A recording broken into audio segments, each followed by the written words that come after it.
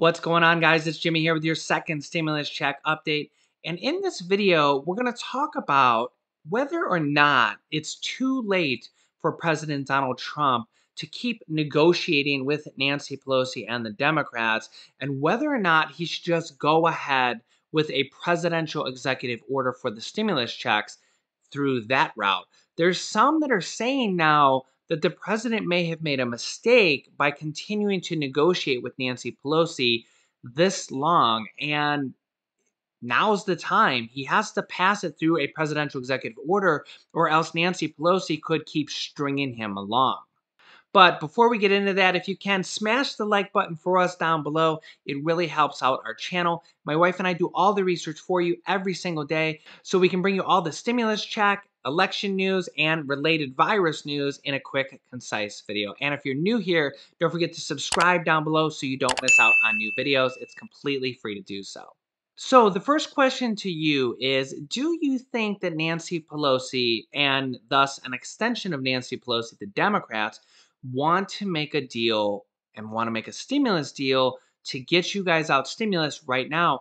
Or do you think it's a bigger priority for them to make sure that President Donald Trump does not win the re-election? You can kind of go both ways, because if President Donald Trump wins the re-election, he passes stimulus before the election, which is only in 25 days at this point. Well, then they have to deal with him for 4 more years. And, obviously the Democrats and the Republicans are, for some reason, arch enemies. So the question is does Nancy Pelosi want to pass stimulus before the election? Or is she worried about possibly losing her job, not getting reelected, and also a lot of her Democratic colleagues if they don't pass a stimulus and if they don't show good faith that they actually want to pass a package and get more stimulus out before the election after having dealt with it for months now? And basically, if they come up empty-handed after negotiating for several months, will Nancy Pelosi possibly lose her seat and not be reelected also in November?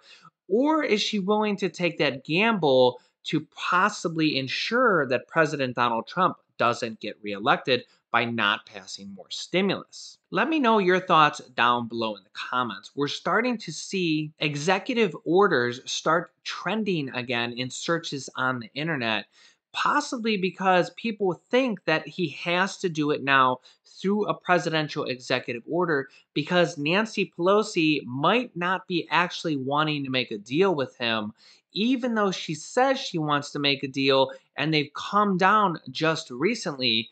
So the real question is, do the Democrats, and thus Nancy Pelosi, want to make a deal before the election?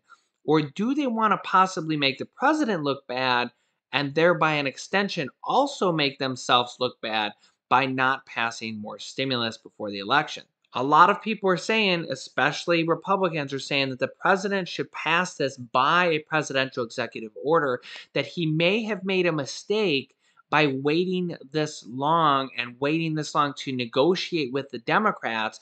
Now he's saying go big, just within the last week or so, and now they're raising their offers. And some people are saying it's too little too late, that he should have raised his offer a month or two ago to get the support of the Democrats. But the problem with that is they still need 13 Senate Republicans to approve a stimulus package. And by giving the Democrats everything that they want, they still need to get those 13 votes by the Senate Republicans to pass a bill. And that takes us to where we are now. Senate Republicans are now joining Nancy Pelosi in opposing President Donald Trump's administration of offering the $1.8 trillion stimulus offer. As you can see here, an unnamed Republican told the Associated Press that Republican, aka GOP, senators called Treasury Secretary Steve Mnuchin's new plan too expensive and out of touch with conservative values during a conference call this morning. The source spoke on the condition of anonymity due to the private nature of the call. However, we have seen some Republican senators support in recent days. such as Republican Senator Lindsey Graham urging President Trump and possibly other Republican senators to consider the bipartisan bill, the Problem Solvers Caucus bill. Now, Lindsey Graham is up for re-election. Remember that senators serve 6-year terms, and senators go up for re-election every 2 years, but 1/3 of the senators are up every 2 years. So they serve 6-year terms, but every 2 years, there's about 1/3 of the senators up for re-election.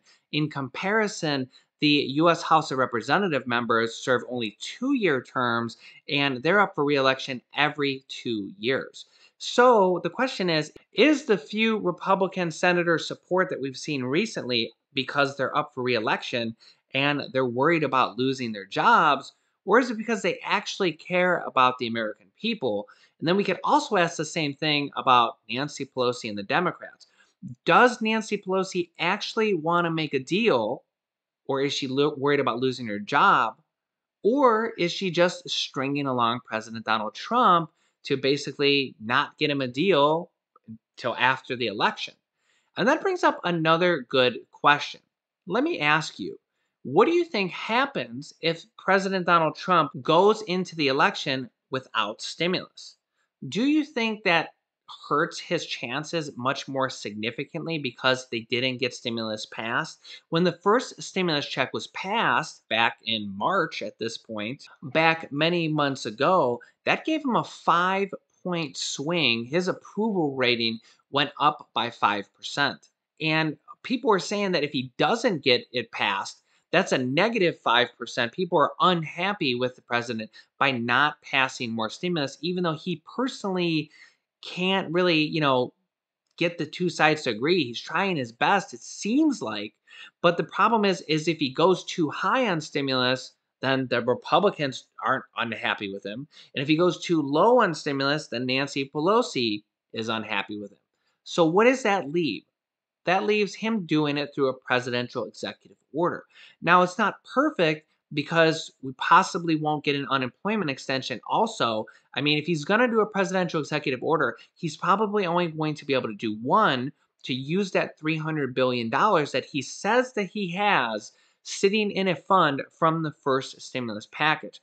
Now, previously, he passed the presidential executive order to use money for the unemployment, which helped out almost 30 million Americans. So the question is, can he do it now with a presidential executive order for the stimulus checks, which he said the money is already sitting there in a fund and it's already been basically approved by Congress? So why doesn't he pass it now before the election? Joe Biden says that only chicanery at polls, which means trickery or deception, is the only way he could lose the US election, saying the only way we lose this is by chicanery going on relative to polling places. Biden also said that President Trump was trying to discourage voting by casting doubt on mail in ballot security and telling supporters to go to the polls and watch very carefully on Election Day. Before leaving Pennsylvania, Biden clarified his comments to reporters. He said his remarks were taken a little out of context, adding that I'm going to accept the outcome of this election, period. He says, what I was referring to is the attempts that are made to try to influence and scare people from voting. You should not pay attention to them, Joe Biden says. Joe Biden has said repeatedly that Trump would try to steal victory if he didn't win the election. President Donald Trump did say he would contest the election results if he loses and if he basically seen any signs of mischief at all. And honestly, because there's the human intervention here, we have thousands and thousands of poll places and mail's already been found thrown out. It's just kind of, anything can happen. I mean, there's always, in every election, there's always at least a few signs of people throwing out ballots, people doing things they shouldn't have. It's always a very small minority, but it kind of pretty much always happens because when you have millions and millions and millions of votes, there's always going to be some mischief. It's just pretty much how the human world is. Even if 99.9% of people do what they should, there's always going to be that 0.1% of people that throw away mail ballots or throw away, actual votes in the polling because they're part of the actual polling procedure, counting them and, handling them. It's just always going to be at least something to happen. So the question is, if President Donald Trump doesn't win, there's almost a guarantee for sure that he can, challenge it and say, will this happen? Will this happen? Will this happen? Because there's always something that happens when we're talking about millions and millions and millions of votes.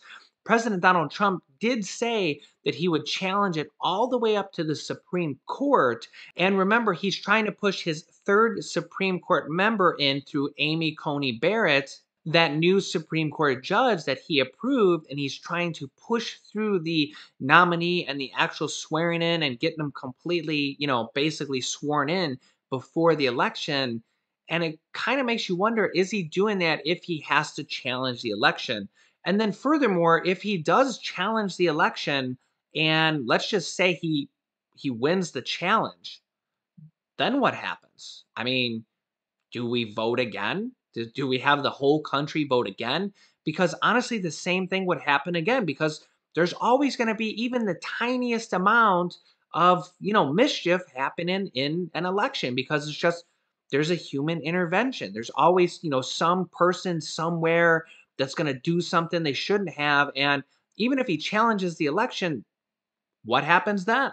Twitter says that they will actually flag either President Donald Trump's or Joe Biden's tweets if they claim an early victory on election day, basically deleting their tweets and redirecting those people who view those tweets to Twitter's US elections landing page. Twitter said Friday it will flag tweets from both President Donald Trump and Democratic presidential nominee Joe Biden or any other political candidate who claims victory in the 2020 election before the race is authoritatively called.